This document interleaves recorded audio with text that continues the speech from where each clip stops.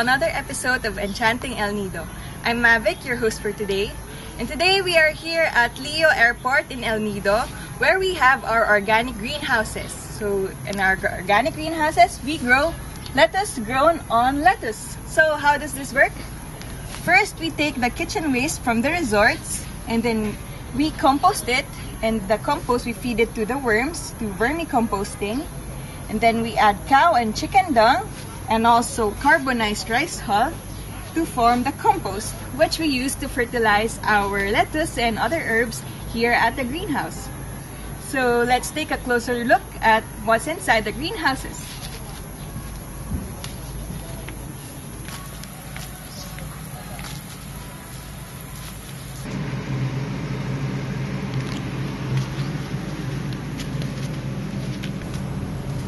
So this is the first greenhouse that was ever built here at the airport.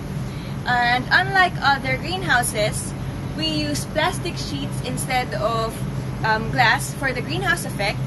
And also we use the netting to keep the insects out. So this is where we grow the herbs, which we serve to you at the resorts. So we have here mint, tarragon, peppermint, oregano, and basil. Okay, so after the herbs, let's go visit the lettuce. Let's go!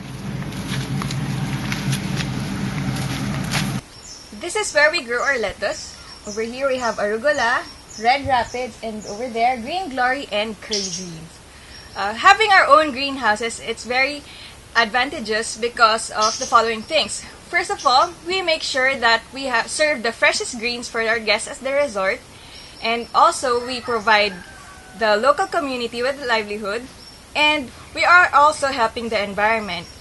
We are cutting down the carbon emissions that we produce by avoiding transportation of these greens from Manila.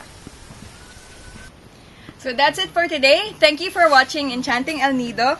If you want more information about our environmental efforts, please visit our website. Again, my name is Mavic, and see you next time. Bye!